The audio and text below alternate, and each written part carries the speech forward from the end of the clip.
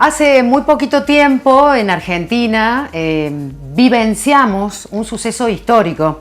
Fue la muerte del Indio Solari, quien era la voz de los Redonditos de Ricota primero, más adelante los fundamentalistas del aire acondicionado, el caballo loco, el fisgón ciego, el Mister, como muchos lo conocíamos. Y sucedió realmente algo en la comunidad, en la sociedad, no en toda, pero sí en muchas personas, que fue muy llamativo, que nos puso a pensar, por lo menos dio que hablar, ¿no? Una gran tristeza, pero sobre todo una gran alegría de que esto hubiera ocurrido. Mucha gente que sintió, y fueron las palabras que resonaron, nos dejó solos, o me salvó la vida el indio en algún momento, y otro albañil que dijo, a mí cuando nadie me escuchó, yo sentí que él me oía, o les daba voz a quienes no podíamos decir algunas cosas. Y hubo mucha gente, fue una palabra que resonó mucho, y fue la palabra vacío. Y por eso hoy convocamos a Gabriela Müller. Ella es licenciada, es máster en ética aplicada. Vamos a hablar de la filosofía de la vida, de lo que generó este vacío en esta población. ¿Cómo estás, Gaby? Bienvenida, gracias. Bueno, muchas gracias. Gracias a vos.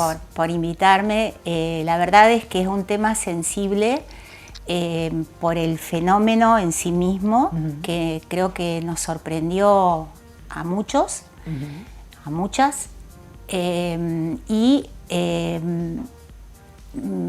esto que vos decías nos dejó un vacío. Sí, lo escuchamos muchísimo.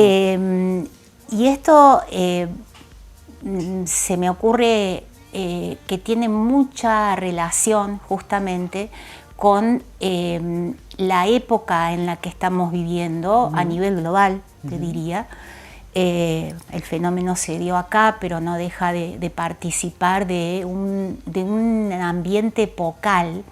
Y que justamente en filosofía hay algunos autores que han sabido encontrar, digamos, el nervio del orden de mundo que estamos viviendo. Le habla de la era del vacío. Claro. Habla de la era del vacío. Y vos decís, el indio nos dejó un vacío.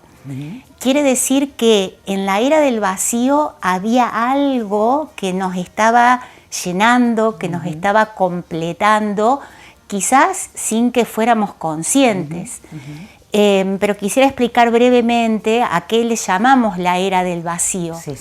Y es algo que no le va a sorprender a nadie porque todos lo vivenciamos desde que nos levantamos hasta que nos acostamos, desde que empieza el año hasta que termina, y tiene que ver con la velocidad, con el apuro, con la cultura de la imagen, de la apariencia, de la inmediatez, de lo ¿no? que hablaban hace un ratito con Marcelo, de lo veloz, de la contracultura.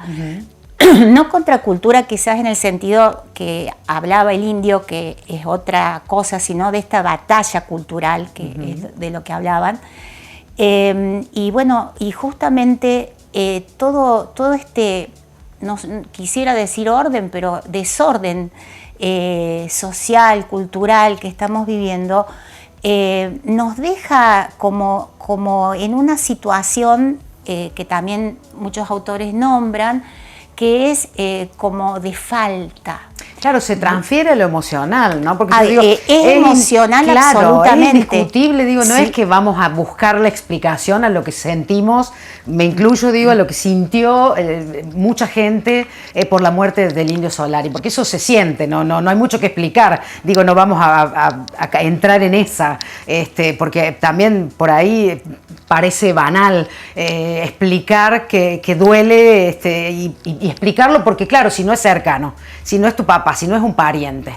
Entonces, a ese foco queremos llegar. Hay una cuestión que, digamos, nos atraviesa a todos y que se vio expresada en la muerte del indio. Y es eso, esa falta, ese hueco, ese vacío, que también tiene mucho que ver con esta época de las redes, de eso que tenés la oportunidad de escribir poquito y la gente ya no lee libros largos, tenés que dar mensajes cortos, el WhatsApp, el Instagram, bueno, ahora hay otras que no, por la franja etaria por ahí nosotros no manejamos, y que tienden siempre a lo que se llama la levedad, ¿no? De la vida, la levedad del ser.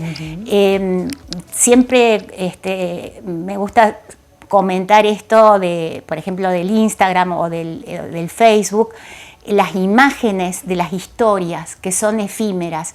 Fíjate, la imagen de la foto típica, no debe haber nadie que no tenga un amigo que se saca fotos en el espejo. Sí. Entonces estamos frente a...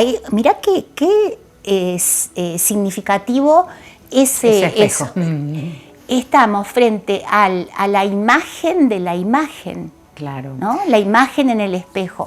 Bueno, y a todo esto que decimos genera un gran vacío, porque no tenemos tiempo para pensar, no tenemos tiempo para esto que vos decís, decir, che, qué dolor, cómo me duele que haya pasado. Yo digo, tantos tenemos tiempos para 14, 15 horas en un teléfono, digo, pero no tenemos tiempo a veces de ir hacia adentro. Decimos que no tenemos tiempo, ¿no? De ir hacia adentro y de pensar en otras cosas. Y quiero traer a colación también, especialmente con vos, que tan cercana estás desde siempre a lo que tiene que ver con la gerontología y con esta mirada hacia las personas mayores.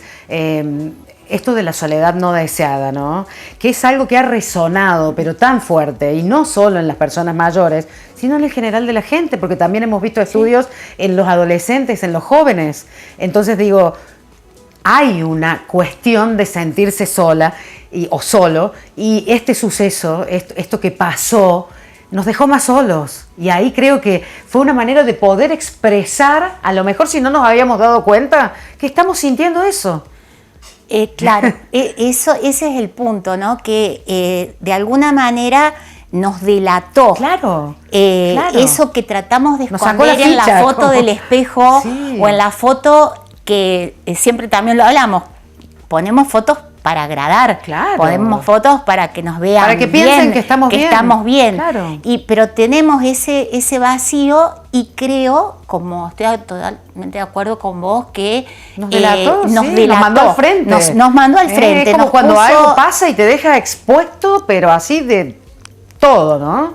Entonces, hubo una coincidencia tan masiva que, claro, de pronto lo veíamos por televisión, los que somos del interior, y decíamos, pero ¿cómo puede ser esta cantidad de gente convocada por esta situación de duelo, de muerte? Hablamos de un poeta, de un músico que nos marcó etapas a tantas personas, y eso también es real. Pero ¿qué pasó ahí? Claro, yo siento y pienso que tiene que ver con esto de ser un significante, claro, que quizás no lo teníamos registrado conscientemente, que nos daba ese contenido que nos estaba llenando de cierta forma, quizás a la mayoría de sus seguidores, que fueron muchos, y a los que sí, también, muchos los descubren ahora. Sí, y en buena hora que lo estén descubriendo, digo, a nivel de las maravillas que escribía, digo, ¿no? Pero también hay que aclarar, y es importante esto, porque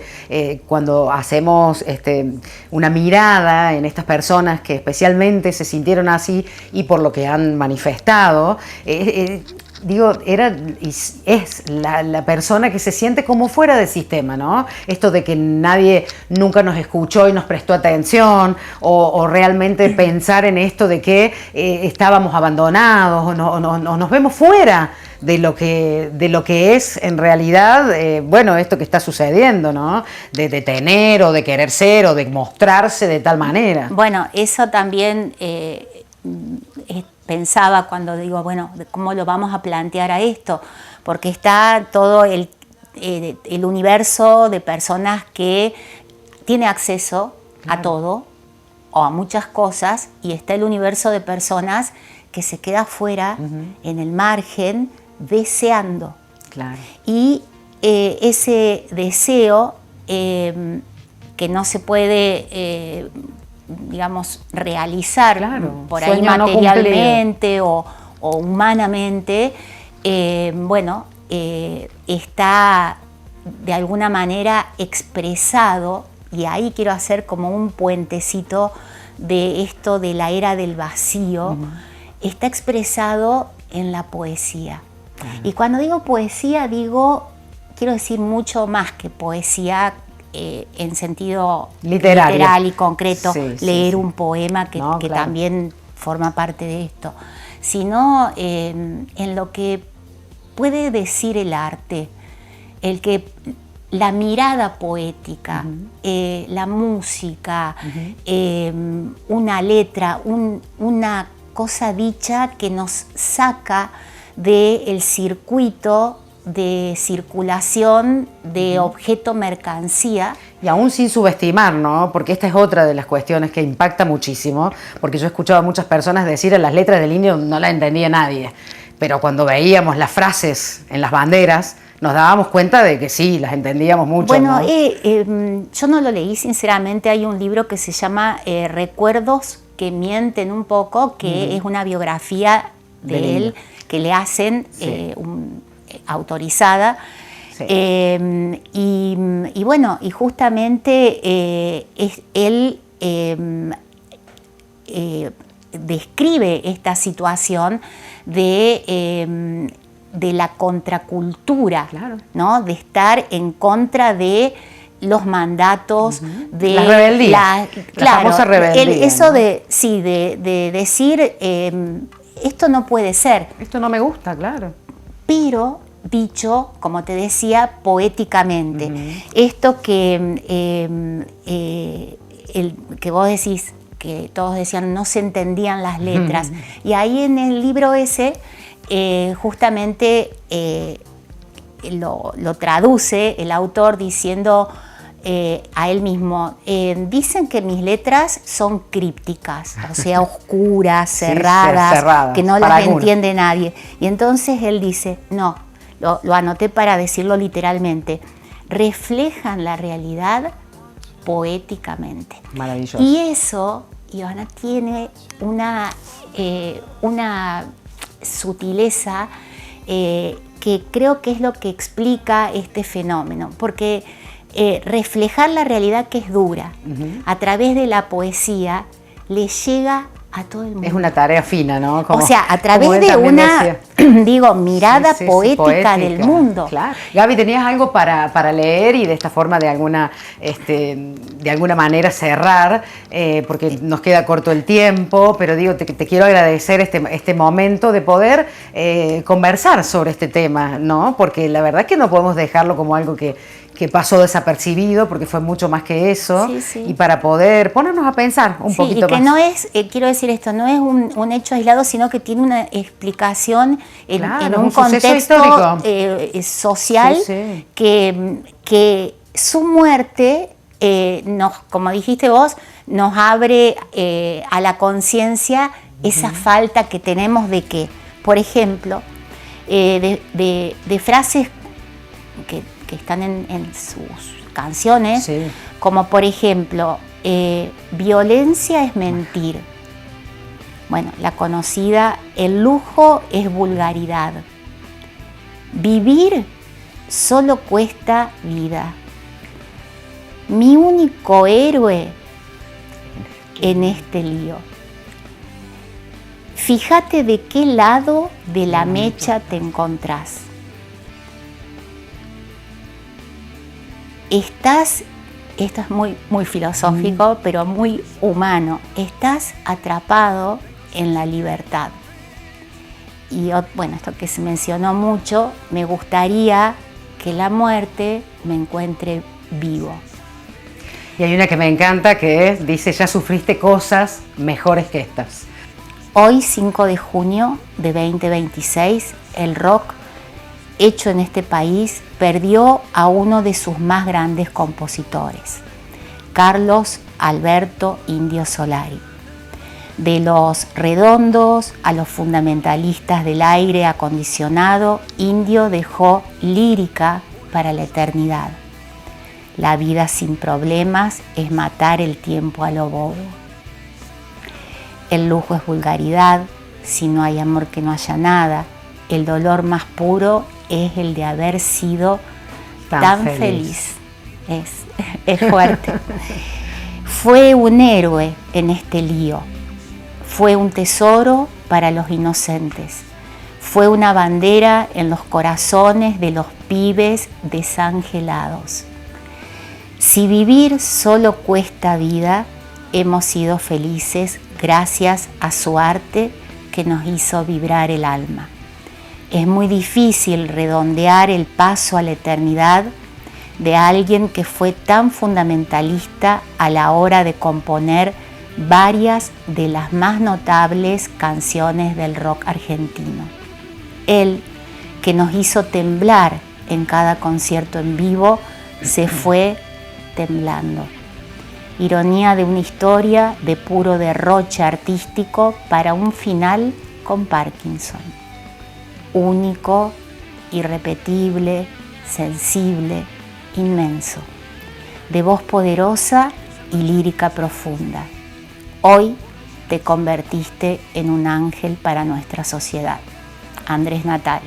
Gracias, Andrés. Precioso, la verdad que, bueno, en este día y cada día, como dijo el Indio, conservar el estado de ánimo, ¿no? Creo que eso nos dejó también como herramienta fundamental. Así es que muchas gracias, Gaby, por todo tu aporte en esta tarde.